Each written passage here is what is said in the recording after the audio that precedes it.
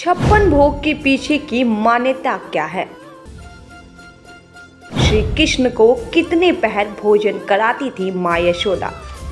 गोवर्धन पर्वत से कैसे जुड़ी है भोग की कथा? 56 भोग में कौन कौन सा पकवान आता है? त्योहार हो या कोई पूजा, भगवान को भोग लगाने की परंपरा चली आ रही है। कोई मिठाई का भोग लगाता है तो कोई पंचामृत का। कुछ लोग घी, शक्कर या फल का भी भोग लगाते हैं। जो लोग घरों में ठाकुर जी की सेवा करते हैं वे नियमित साफ सफाई से तैयार भोजन का भोग लगाते हैं। लेकिन खास मौकों पर लगाया जाने वाला भोग भी खास होता है। तब एक दो नहीं अर्पित किए जाते हैं पूरे 56 भोग। लेकिन आखिर भगवान को 56 प्रकार के भोग ही क्यों लगाए जाते हैं? एक भी कम या ज्यादा क्यों नहीं? भगवान 56 प्रकार के भोग से ही प्रसन्न होते हैं। ये सब जानेंगे हम इस वीडियो में, लेकिन उससे पहले स्वागत है आपका जीवन 24 के डिजिटल प्लेटफॉर्म पे। मैं हूं आपके साथ सान्या। इन सभी सवालों के पीछे कुछ पौराणिक कथाएं हैं। जो कथा सबसे अधिक प्रचलित है वो है माँ यशोदा और कन्हैया के प्रेम में पागी हुई। मान्यता है कि माता यशोदा द्वापर युग में कान्हा को बचपन में एक दिन में 8 पहर भोजन कराती थी, यानी कृष्ण 8 बार भोजन करते थे। एक बार ब्रज में देवराज इंद्र को प्रसन्न करने के लिए पूजा की जा रही थी। कान्हा ने पूछा, इंद्र को खुश करने के लिए उनकी पूजा क्यों? पानी बरसाना तो मेघों का काम है, ऐसे में इंद्र की पूजा क्यों? पूजा करनी है तो गोवर्धन पर्वत की करे, जो बिना किसी फल की इच्छा किए पूरे ब्रज के पशुओं का पेट भरते हैं। ये देख इंद्र नाराज हो गए और ब्रज में बारिश शुरू कर दी। पूरा ब्रज डूबने लगा तो लोग कन्हैया के पास पहुंचे। तब कृष्ण ने कहा कि आपने जिन गोवर्धन की पूजा की है अब वो रक्षा करेंगे। ये कहकर उन्होंने गोवर्धन पर्वत एक उंगली पर उठा लिया। ब्रजवासी उनके नीचे आ गए। भगवान 7 दिनों तक अपनी उंगली पर पर्वत उठाए रहे। इस दौरान उन्होंने कुछ भी नहीं खाया। इंद्र का अहंकार टूटा और 8वें दिन उन्होंने बरसात रोक दी।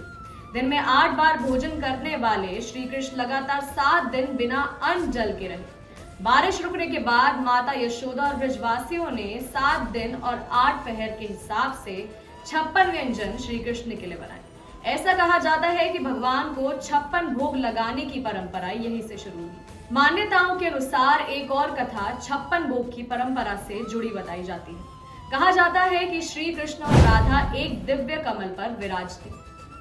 उनकी तीनों परतों में 56 पंखुड़ियां होती हैं। हर पंखुड़ी पर एक सखी और बीच में भगवान का वास होता है, इसलिए 56 भोग लगाया जाता है।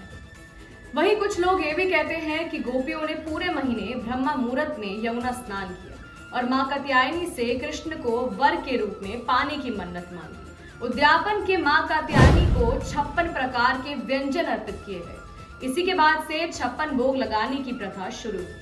अब जानते हैं कि भगवान को इस 56 भोग में क्या क्या अर्पित किया जाता है। मान्यताओं के अनुसार 56 भोग में 20 तरह के मिष्ठान, 20 मेवे और 16 नमकीन होती है। ये सब कृष्ण को प्रिय बताए जाते हैं। हालांकि कहा जाता है कि प्रभु भाव के भूखे होते हैं। उन्हें क्षमता के अनुसार कुछ भी अर्पित किया जाए तो वह खुशी से स्वीकार कर लेते हैं। वैसे सिर्फ खास मौकों पर 56 भोग ही नहीं, ये नियमित पूजन में भी भगवान कृष्ण की पूजा का विशेष विधान है। मंदिरों में भगवान कृष्ण की सेवा दिन में 8 बार की जाती है।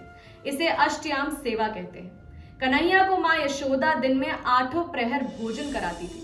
उसी तरह कृष्ण पूजा में अष्टयाम सेवा का विधान बना।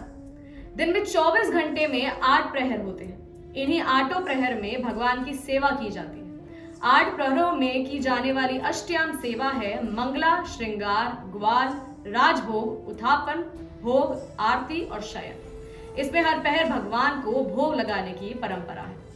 अभी के लिए बस इतना ही। ऐसी रोचक जानकारियों के लिए बने रहिए हमारे साथ और देखते रहिए जीवन 24 का डिजिटल प्लेटफॉर्म। धन्यवाद।